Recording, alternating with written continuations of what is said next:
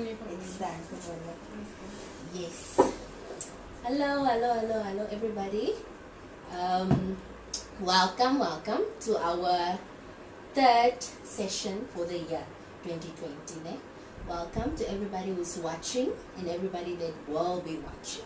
Okay, so today, as everybody can see, we at a different location, a different space and time. But it's such an honor today for me to be here and with this beautiful woman, Miss Gatri. But first, before we're gonna start, this woman, you must keep in mind, this is Destiny Carriers, right? So this woman has a lot of things that she's doing. So with the introduction, it's just the introduction space. But just listen, and then as we're gonna go on, as we're gonna proceed with the interview, you're gonna hear why she is the Destiny Carrier that she is. Right. So this woman, Miss Wilma Gatri, is a woman from Heidedal, Bloemfontein. It's my area, my community, and she's 41 years old, right? But she also has a qualified certificate or degree in cosmetology. So she's a cosmetologist, and she's also an interpersonal communication trainer in human rights with the South African Human Rights Commission. And now this one blew me away. She is the chairperson of the Heidedal FM radio station and online station. Now, as I said, this is none other than Miss Wilma Gatri. Give her a round of applause wherever you are. Welcome, ma'am. Oh, thank you so much, Bernadine. Thank you so much, Bernadine. It's such an honor to have been given the opportunity for this interview, and I trust that throughout this interview, someone will be inspired. I believe God has created us all with a purpose, and we need to live out that purpose. Amen. Yes. Okay. Right. So, Miss Wilma, you are a top 10 finalist in Miss South Africa Plus World 2022. So take us on that journey. How did you become a top 10 finalist? Modeling. What happened? Wow, this has been such an interesting journey for me. Entering Miss SA Plus World Beauty Pageant. In the pageant, my platform was gender-based violence and ministry. So, being a gender-based violence survivor myself, and struggling over the years with low self-esteem, lack of self-confidence, I was procrastinating actually for about 3 years to enter the pageant. Okay. But finally, I put up the courage and I entered, which was a very late entry, by the way. Okay.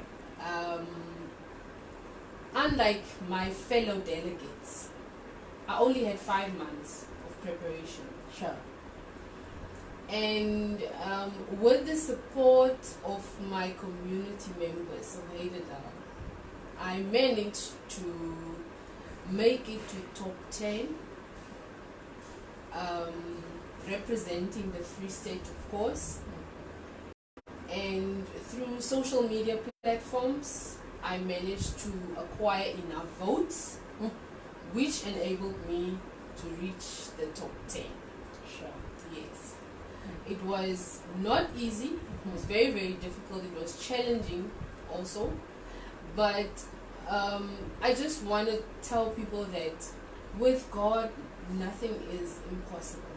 You know, God makes the impossible possible, and you will bypass processes. Believe me, because on my first day of entry, the entries opened at, it was 2 o'clock. By 3 o'clock, I had 100 votes already. Sure. And that was just in a space of 1 hour. So that gave me even more motivation to say that you have the support and you can make it, and you can make a difference. The important part for me entering the pageant was not because I wanted to win, but I had a spiritual battle that I had to overcome in the process, of which was conquering my insecurities. You know, being a big woman, plus size, it's never easy. It's always difficult. You have a lot of challenges that you go through, you know. Society in general places us on a certain level that a woman needs to look like this, she has to be a certain size. But unfortunately, there are plus size women, and we feel less beautiful, you know. But through the pageant, I managed to understand that size doesn't matter. You know, it's your heart that matters, and the bigger the heart, the bigger people you can reach. So it was more of humanitarian work that we had to do, not actually about the clothes and likely the swimwear. We didn't have those things, you know. It's not part of the pageant for us. So it was more of you having to overcome any battle that you wanted to overcome in the pageant. Yes. Okay.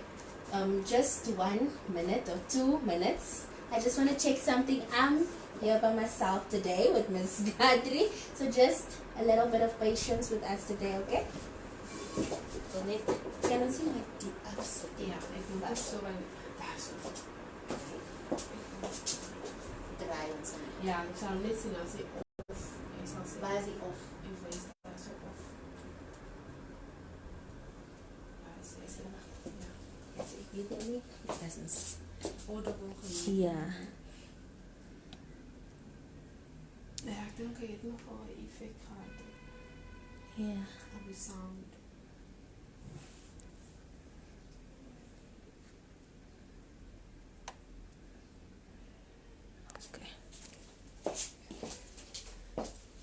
En mijn vriend nog niet rijdt, en dat is maar net zo goed. Dat kan af van jou. Ik denk als mijn vriend kan ze weer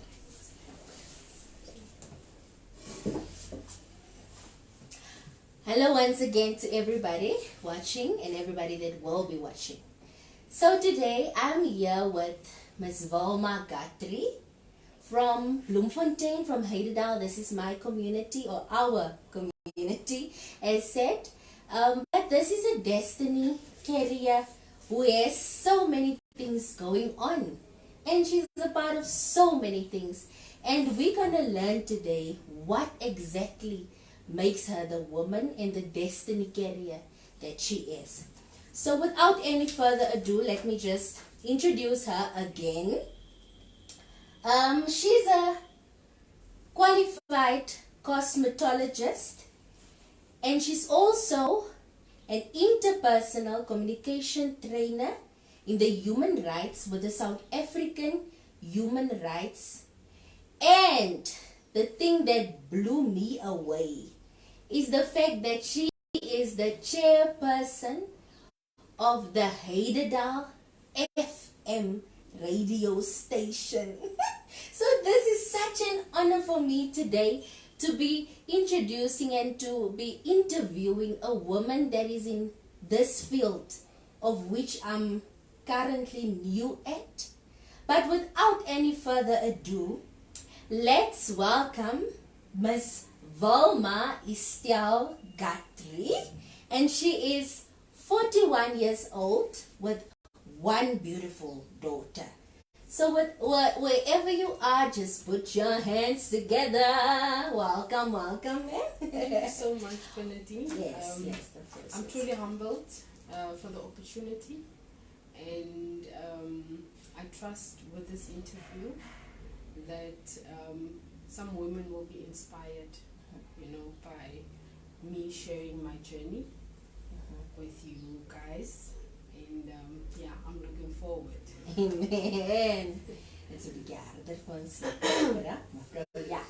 So, ma'am, you are a qualified, or you came in the top 10, which makes you a top 10 finalist of South Africa, which was plus size. Yes. Nee, Yes. you are top 10 finalist in the model industry. Shoo, Queenie, wherever you are or whoever is watching, this is also a model, as you can see. The thingy that she's wearing, what do we call it again? It's a sash. A sash, the sash that she's wearing. So, ma'am, please take us on to this journey. In this journey, how did you end up being a top 10 finalist? Me entering Miss South Africa plus size world. I have been procrastinating for about 3 years to enter the pageant. I entered the pageant under gender-based violence and ministry. Okay. I am a gender-based violence survivor. Sure. Myself. Yeah. And I understand the struggle or the experiences that women go through, especially after your experience. So I entered the pageant, unlike my fellow delegates who had almost a year to prepare. I only had 5 months. 5 months of hard work, long hours, dedication, commitment. I managed to reach top 10, representing the Free State, of course. Okay. And I managed to overcome a lot that I thought I wouldn't be able to overcome. I regained my self-confidence, my self-esteem, my self-awareness. All of those qualities I regained, Okay. And through the pageant, I managed to understand that we as women are shaped different even, we are different in size. So every woman is beautiful regardless how she is shaped. Yeah. Yes. So reaching the top 10 was a conquering event or journey for me, whereby I'm like those athletes that conquer Mount Kilimanjaro, and say I made it. Yeah. So for me, it was not about winning the Okay. pageant. It was more of overcoming the battles that I was struggling with at the time. Women in plus size women, we struggle with weight. We have fluctuating weight. We struggle to accept. Even so, I've managed to accept that I'm a plus size woman. I will never be petite. And as much as I've tried so many diet products, because we do go through that journey, of diet products, but that simply don't work. But I've managed to accept, to accept yourself is the most important thing, because it gives you a glow, it gives you happiness, because now you are happy with who and how you look. First and foremost, that's where the first love, firstly you need to love yourself. Once you have loved yourself and accepted yourself, it's easier for you to blend into the community, and blend into a generation of people whereby we just we have accepted ourselves, as that we are this kind of people, we are this kind of women, and a lot of weight problems have been, it's a stigma, I can put it that way, that people don't actually understand that it's also struggles that we go through, and we didn't want to talk about it openly in public, because people are afraid to talk about their size, because the only acceptable size is petite size, you know. So, but once you mention extra large, people are like, wow, where is she going now? But fortunately, we have come to accept that we are part of, you know, part of life. We are part of community. We are part of any change that takes place in our life, because we have come to see that being is beautiful, and I enjoy my plus size. I don't have any problem with it, except for when the doctor might say, hey, you need to lose weight. But for that matter, yes, it was an amazing journey, because I got to learn, or I got to meet a lot of people. You know, there were so many other women in the pageant that I got to know from different provinces. You know, we all have different struggles, by the way. So I might have struggled with self-esteem, but another one was struggling with mental health, you know. So, and that's also part of our struggle as a plus-size woman. You might think that, or you might not know that you're struggling from a mental illness due to the fact that you are plus size. So the pageant gives us that platform to actually dig into a lot of things, you know, so that you can actually, it's like a self-discovery journey that we go through. You know, they give us that platform that, you know, if you struggle with, we were even introduced to each other as sister pageants. You know, you would have your sister pageant, your pageant sister, whom you would connect with, and every month we had a different pageant sister that you connected with, and I would understand, okay, now this one is struggling with this, I'm struggling with this. She might just know how to accept me also on a different level, you know. So it was quite interesting. It was very, very explorable, you know. You just had to have an open mind. You literally had to have an open mind about what a human being is consists of, you know, because we are different, we are so diverse. We got to know each other's cultures, different cultures. It was very, very interesting, you know, me coming from a colored community, and then having to meet someone from KZN, having to meet someone from Eastern Cape. You know, those were all the interesting things that made me understand how valuable we are, not only as women, but as South Africans, you know, and the diversity thereof. So it was, I would encourage all the plus size women to just take a bold step and enter the pageant, you know, and just explore whatever platform you would want to select or want to outlive. You know, mine was gender-based violence, because I'm a gender-based violence activist. It was much more easier for me to share my experiences, you know, and to share the struggle of other women that I counsel here at the police station. Okay. So since you are on that topic of gender-based violence, ma'am, there was something that you mentioned. You said that you also a gender-based violence survivor. So do you mind taking us into that? Well,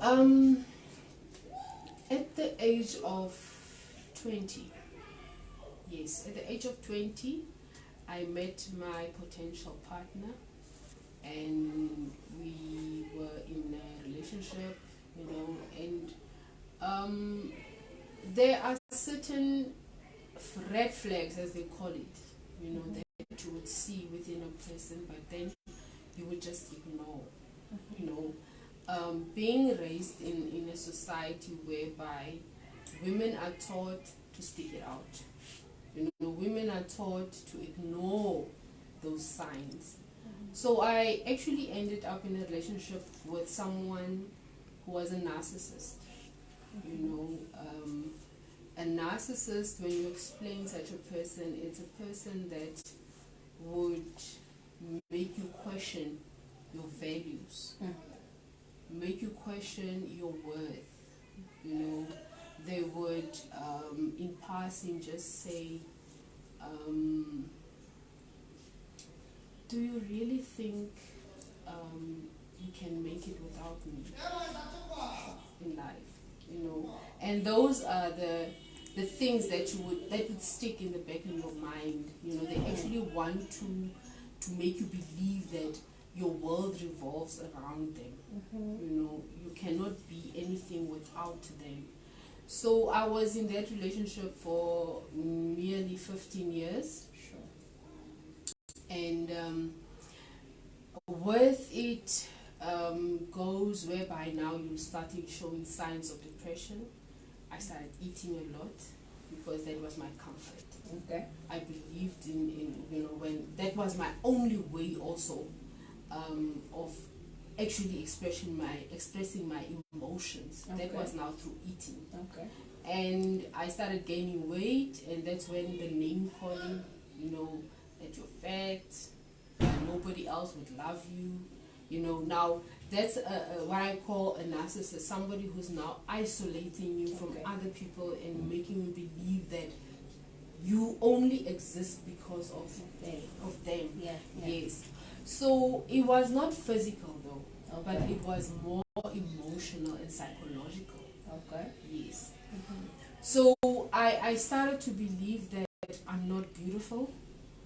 You know, no other man can actually, or no other man can see me, because that's how he programmed my mind to believe that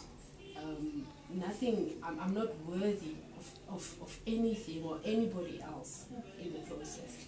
So it took me years to overcome it, to actually believe, because I ended up at a mental institution, and I had to get psychiatric attention, of which I was hospitalized for about 2 months through that. And I can only thank God, because I did not need antidepressants, because my condition when I was diagnosed was major depression. So I needed to talk, because of the isolation that took place over the years, I had no one to talk to. I had no friends. I couldn't confide in family, because now this person was this kind that you would never believe is capable of such. Sure. You know, he would appear as this angelic person, you know, very friendly in front of other people, but behind closed doors, he was just this monster. So I decided to just keep quiet, you know, keep to myself. But when the psychiatrist diagnosed me, he said to me, you know what, you just need biofeedback therapy. And I was like, what is that? And he said, no, you needed to talk, because you were keeping everything to yourself. And upon my sessions, I started to share, you know, my experiences, what happened, and that's how I got my healing. And that's why it's not even a hassle for me to talk about my experience, what I went through. Okay. You know, because I understand it's part of the healing process that needs to take place. And that's why I don't call myself a gender-based violence victim, because I'm over that. Yes. I'm over that period of calling myself a victim. I'm a survivor now. Now I'm at a place whereby I can talk to other women to say, hey, wake up. You know, you don't need to be in such a situation. You don't need to please people by staying in an abusive marriage or abusive relationship, for that matter. That's not the love that God wants us to experience. You cannot experience that kind of love. That is not love in an essence. You understand? So it's always for me an honor to be able to share my experience. To talk to women, you know, to show them the symptoms or the dangers of being in such a relationship, because it's not everybody that survives, believe me. There's a great percentage of women that are affected psychologically because of the gender-based violence that they experience in their marriages and in their relationships. And gender-based violence does not only affect you as a victim, You know, our children, unfortunately my daughter suffered from anxiety. Sure. You know, I had to take her to a psychologist.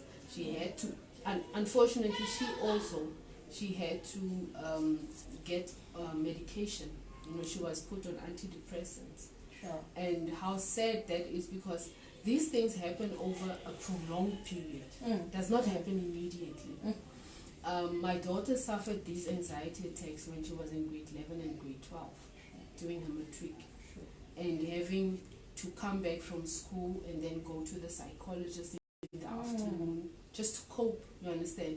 And at some point I felt so compelled to walk with her this journey, because now I understand where it derives from. Yeah. If it wasn't for the pain that I suffered. Yeah. So you would find that lots of parents don't understand why their children behave the way they behave at school. It's because of what happens in the house. Sure. So parents need to be very, very, very careful of what they subject their children to, because Say that to somebody.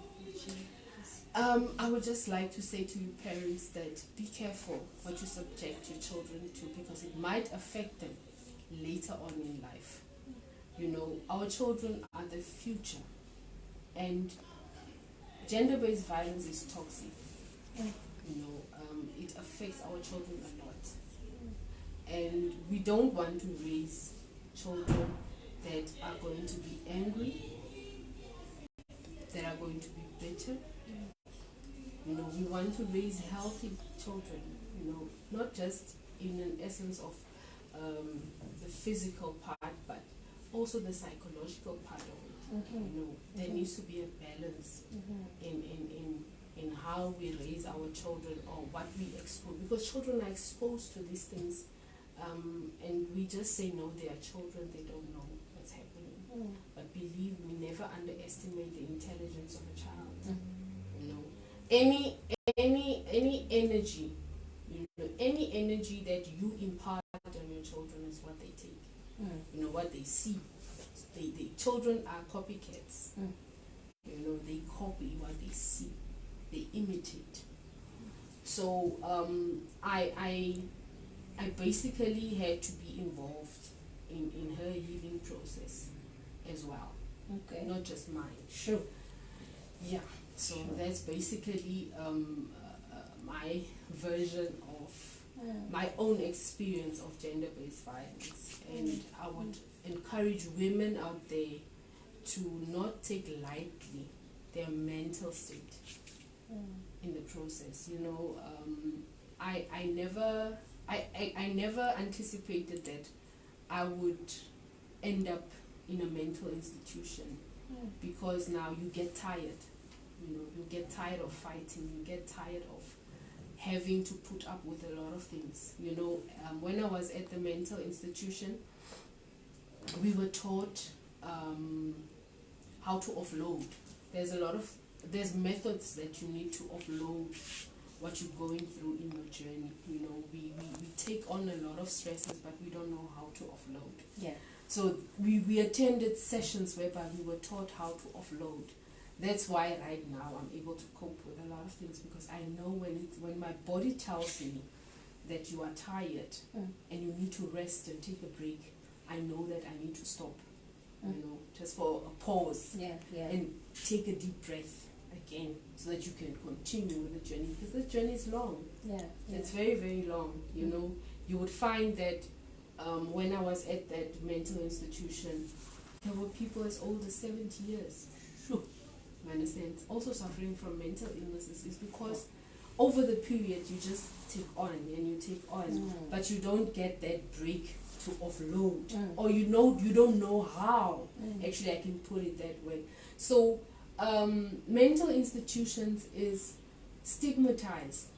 People think the wrong way of it, but not understanding that you are given the tools of how to survive in life. You know, you are given ways how to deal with your mental illness, because everybody's affected, believe me. Everybody is affected by mental illnesses. It's just that you don't know it. You know, we grow up knowing that people would say, "No, she got up on the wrong side of the bed." No, there's no wrong side of the bed. A bed is a bed. Yeah. When you wake up, you wake up. So you need to wake up with a laugh and with a smile and everything. So now that's when you wake up like that. That's when you know that no, you're on the right path, because you can deal with certain things. You know, once your mind doesn't switch off at night. Remember, there's a difference in sleeping and resting.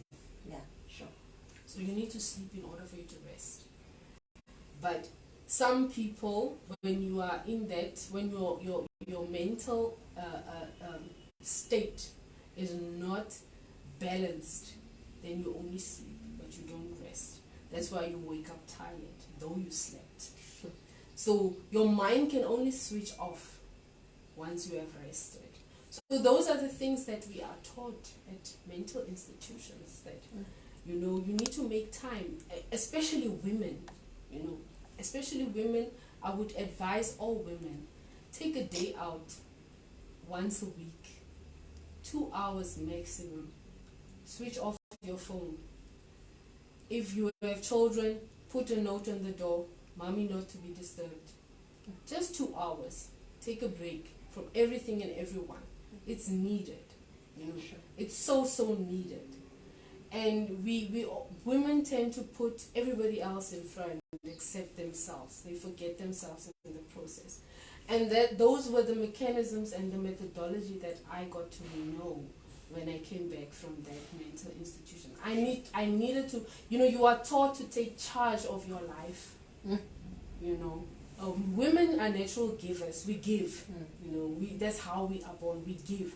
But there's a point whereby you must set a boundary, whereby you say, okay, up to here, and then it's me just for a short period, so that you can remain in your right state of mind. Because you cannot function if your mind is not balanced. I can put it that way. So it takes a lot of planning as well, and sticking to your plan.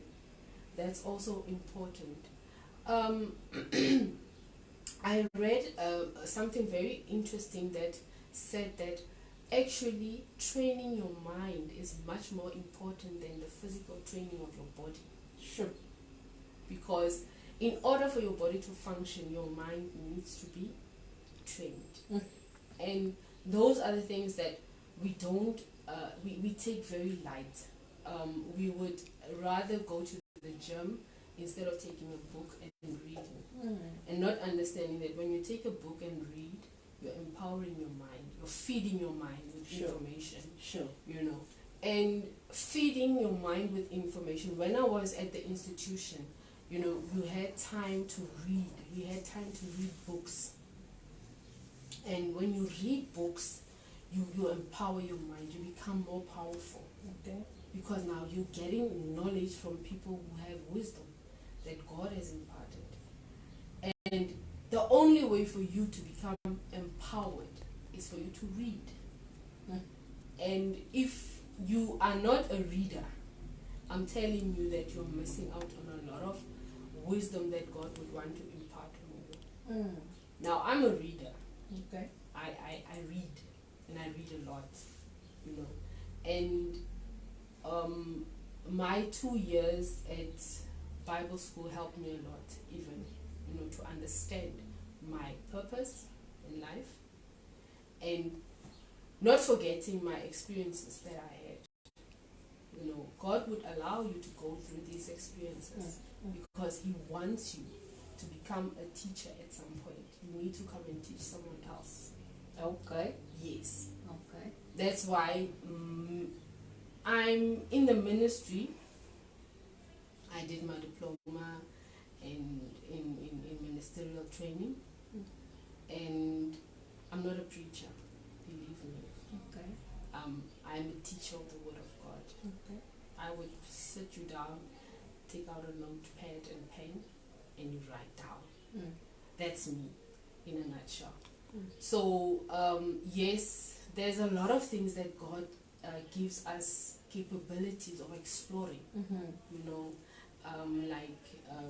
this year being part of Hidera FM, the online radio. Yeah, tell us about that. I call him the CEO. That's Benjamin Williams. I don't know if you know him. He's quite an active person in Hidera, you know. Benji, yes, that's Benji. And he approached me and he said to me, you know what, I want to start a radio station online because there is no radio station currently that is speaking to our community members, that is Hidera. And I bought into the idea and I said, yes, I do agree to be part of this journey that he has taken on. And it has been quite interesting because it's doing quite well with radio interviews that are taking place right now. Currently, you know, it has been a very fruitful season for the radio station. Yes, and we are hopeful. It's still in its baby stages. Yes, it's still in its baby stages. So we are still going through the necessary procedures. Hopeful that next year we will be launching. Yes, and hopeful that it will make a bigger impact in the community because already it has done quite some awesome. It has reached actually a lot of people in the community. People have come to know about the radio station. So yes, I anticipate much more bigger opportunities for the radio station and everybody else that's on the board serving. We are actually quite a diverse group. We are quite a diverse group of committee members, but we are all from Hidera. You know, and that's the impact that we want to make, to show people that we want to move away from the stigma of what good can come out of Hidera. You know, and we want to show people that yes, there is good. Actually, we are sitting on a mine gold, for that matter. You know, there's so much talent here in Hidera, it's just that it's hidden. So now, with this radio station, we want to showcase. You know, we want to showcase the good in Hidera. You know, we want to showcase that we are capable of making a difference, because that's the most important thing, to make a difference. And with women's inclusiveness in such platforms also, because out of our committee members, we are 4 women that are involved, you know, and it gives us another outlook to say that yes, women are capable. You know, we are not only good for positions like treasurer and secretary, but you know, leading positions. Women are leaders in the background. You know, we know the first leadership skills that you portray is in your own house. You know, by leading your children. You know, churches, different platforms. So we are infiltrating, we are actually entering now in a lot of spaces that were only closed off for men. So now women are making more movement, we are making more noise, you know, to say that here we are, you know, even the stigmatization of coloreds, you know, not being capable of doing a lot. But here we are, you know, in existence, we're doing a lot. And we are still to do a lot, still to make a difference in our community, because that's where we live and that's where we want to see the change. And we want to leave a legacy for our community, to say that at some point this generation did this for us and we will continue with it. You know, we are not there forever. You know, if my term finishes, I would like to, even in this moment, I would like to take a woman along and say, let me mentor you, let me walk with you, and you can just fill that space and continue with it. because that's what we want. Yeah. You know, to see progress, development, equality. You know, those are the things that we want. And as long as those things are not, if it's not happening, then we cannot claim to be free. Yeah, definitely. You know, Definitely. Yes, definitely. Mm. Sure. I don't even, yes, my notes. I'm lost for words again. Sure. Yo, Miss Wilma, what should I say now? Somebody. You. I really have notes, Miss Wilma. Yeah. But I'm sitting with a woman of God also, yeah. So we understand that sometimes you will plan things and then the spirit just moves you in a certain direction. So based on the gender-based violence thingy, or your field, that career, your career in that field, how would you advise somebody that is maybe watching? Others is not even from Bloemfontein, nor from Maidendal. So they're just watching and maybe they are in such a situation, or they find themselves in it, or they know other people who goes through gender-based violence. And tell us, is it only emotional abuse that you get, or physical abuse that you get when it comes to violence? Again. Well, to answer your question, gender-based violence is broad, as they say. It's diverse, as they say. It's not just the physical part of it, being, you know, boxed. No. It's psychological, like the words that you would get, you know, emotional, you know, playing with your mind. It's also socio-economic. You know, if you are with a partner or your husband doesn't give you money. Remember, God put a man over a woman. You know?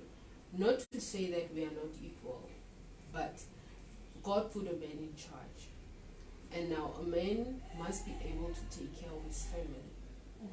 Now, a lot of women have gone out to work, you know, of which is very good, because it also boosts your self-esteem and your self-confidence, to be able to be a provider.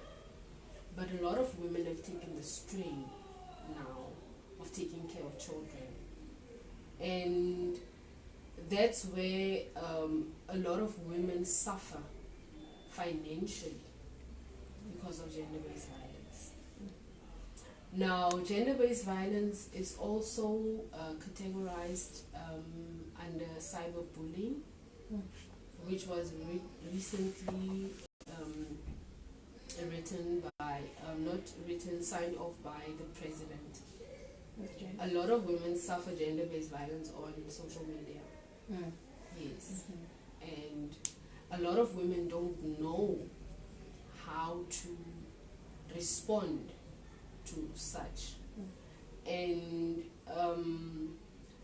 in the Constitution, the Chapter 2 Bill of Rights, there's a clause that says it speaks of women that are being, you know, infringement of privacy. You know, when your privacy has been infringed. Okay. Yeah. So sometimes women get these nasty comments on their social media platforms. Now, people don't know that what you post is your private space, and no one has the right to comment, actually. So sometimes people feel obliged to comment on another person's post, but actually you're not. Sure. Because now you are infringing that person's privacy. Sure. And you can be charged, because according to the South African Human Rights Commission, in that act of Chapter 2 Bill of Rights, I can put in a complaint and they will investigate, and if you are found guilty, you can face a fine of up to 100,000 or 10 years in prison. Sure. So I never take light when someone infringes my privacy. Whether it's on social media or not. People will say, no, it's on social media. I can comment. Actually not. And that's the information that people don't even know. And as a human rights activist, I would like to make women aware that you have a right to complain, and that person can be charged. You know, there's a lot of rights that women don't know of. You know, we have women's rights actually that protect us, and a lot of women don't know of it. You know, because there's not enough awareness that is made. Yeah. Just like right now, gender-based violence, people only take it as rape. They only take it as sexual violation, of which is much bigger. You know, it's much more greater. That's why there's a lot of acts now that have been put in place. Recently, we had the Presidential Gender-Based Violence Summit, which took place on the 1st and the 2nd of November in Midrand, and whereby a lot of all the provinces actually came together and documents were put together, because every province, you know, gender-based violence is different. Like the gender-based violence in the Free State is different from the one in the Eastern Cape. You know, there are other issues of which we are not affected of. So fortunately, I was one of the delegates at the Free State Provincial Summit, which happened at Ilanga Estate. And that's when that's where we gave our inputs. You know, according to Heidedal, what is more concerning in Heidedal? You know, like the new stats that have increased in Heidedal of human trafficking. You know, young girls being trafficked in the community, of which a lot of people are not aware of. Sure. You know, they hardly know of these things. We see that, but we don't have enough proof also, you know. And I would just like to make an outcry, you know, for community members to be on the lookout for young girls. You know, take a concern when you see activities that are taking place at certain houses. You know, notify the police. You know, there are measures that are put in place to protect our young girls, not to be exposed to gender-based violence in that manner. Yeah. So, in closing, ma'am, sure. In closing, how would you then encourage somebody? Okay, you said you're crying out and people should take action and go to the police and come to you guys. But how would you encourage somebody to get a hold of people like yourself here in Heidedal or in other places in Kimberley or so? How would you, because which steps, we don't always know which steps to take. We can come to the police station, but then there's no help. So how can people get a hold of people such as yourself? Okay. Here at the police station, at Heidedal Police Station, I'm in the victim-friendly room. This is what they call the victim-friendly room now. This room has been created for women and children, you know, so that they don't take their statements in public. Because what we do is we want to protect a person's dignity. Yeah. That's the first step that we take. And we want to ensure that all the correct steps are followed once you come to the police station. Now, here at the police station, I'm here, and my number is on the door, my cell phone number. And if you are not satisfied with how your case has been handled, you can also notify the station commander, which is Colonel Pule. You know, he has a very soft spot for women. and how women are treated here at the station. Okay. So we put measures in place for all the protection that women need, or young girls or children. We act as soon as possible, and we try by level to get to everyone if possible. You know, it's not easy to service such a huge community, but this office is freely available. You don't pay a cent to come to this office. We make it a point that we get the best service for our clients. We call them clients in this office. We don't call them victims. Yes, we call them our clients. We give them the best service that's needed in this office. You know, I'm surrounded by offices that really make it a point of importance to service the community. Women and children and even men who also suffer gender-based violence, because we also do get them. Okay. Yes, we also do get men who suffer gender-based violence. So we are not biased in any way. You know, this office is here to service community members, those who cannot afford professional services. We see to it that we refer them to the correct service providers to assist them. Like right now, all the other service providers that we work with here is Childline.